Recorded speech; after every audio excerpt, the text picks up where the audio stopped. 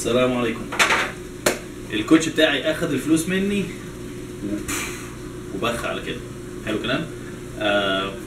طبعا الناس عارفه انا بتمرن مع كابتن هاني. طبعا الفيديو ده ملوش علاقه خالص بكابتن هاني يعني. والفيديو دوت مش مقصود بيه التريقه على ناس معينه. حلو كلام. خليني اطفي على البيض عشان ما يتحرقش مننا. الفيديو دوت مش مقصود بيه التريقه على ناس معينه. الفيديو دوت المقصود منه تنويه وتنبيه للشباب اللي لسه طالع واللي لسه داخل في اللعبه جديد او بقاله فتره. طبعا في مؤخرا، مش عارف انتم متابعين ولا لا، في مؤخرا كذا بوستات على كذا صفحه، منتديات، جروبات، في ناس جدا اتخمت في مكملات، اتخمت في هرمونات. طبعا الموضوع دوت يعني الفيديو دوت مش هتكلم فيه الهرمونات صح ولا غلط، مش مشكلتي وما يخصنيش يعني.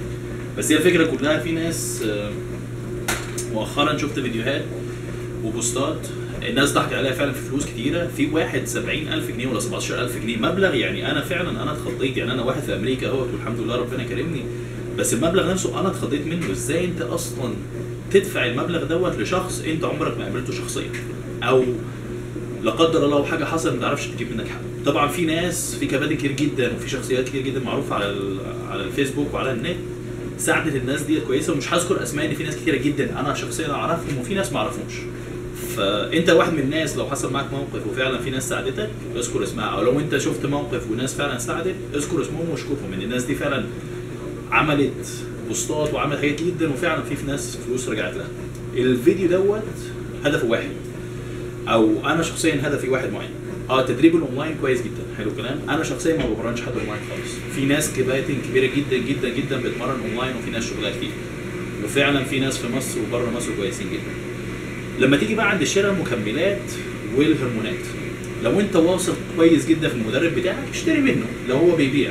لو مش واثق فيه او هو اصلا مش المدرب بتاعك بس لقيت واحد على النت بيبيع، انا شخصيا لما بشتري حاجه من شركه هنا هو في البلد بدور عليه على جوجل، بدور على الكومنتات، بدور على الريفيوز اللي هي مثلا ايه، واحد اشترى حاجه منها قبل كده تعليقه ايه على الشركه دي. انت اعمل نفس النظام، روح اسال الناس اللي اشتغلت مع الشخص ده، او يا سيدي بدل ما توفر على نفسك 100 جنيه 200 جنيه وتشتريها مثلا من تاجر، روح يا عم في محلات كتير جدا بتبيع مكملات مضمونه، بحيث لو قدر الله لو الحاجه دي تطلع بايظه او تطلع مغشوشه تبقى عارف في محل هتروح له وهتتكلم معاه، او اتعامل مع المدرب بتاعك سواء المدرب بتاعك في الجيم المدرب بتاعك اونلاين.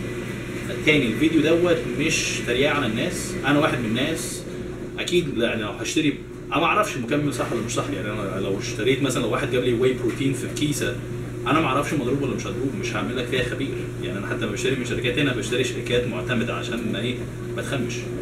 فالفيديو دوت مش معمول عشان اتريق على حد، لا بالعكس، الفيديو ده معمول عشان يتنوه للناس اللي بادئه جديد او للناس اللي في اللعبه بقالها كتير. بدل ما توفر على نفسك 100 و200 جنيه وفي الاخر تاخد حاجه مغشوشه، لا يا عم انت روح مكان موثوق فيه. ممكن تبقى الحاجه غاليه شويه بس تبقى ضامن اللي هيخش جسمك. بلاش تستخسر فلوس في الحاجات اللي هتخش جسمك، لان انت ممكن تضر نفسك كويس جدا. وفي للاسف في شباب عندها نقطه الغش التجاري ده مش حرام، وعنده الغش التجاري دي شطاره، حلو كلام. فان هو بقى يتوب وان هو بس يعرف ربنا يتوب على الناس جميعا ويتوب علينا جميعا يعني، وربنا يكرمهم يعني. بس للاسف في ناس مفكره ان دي شطاره، ولو رجع فلوس لواحد ممكن ما يرجعهاش للتاني، او ممكن يعمل الموضوع ده لحد تاني ما يكونش اصلا يعرف حد او ما يعرفش الحاجه اللي هو خدها دي مغشوش ولا لا.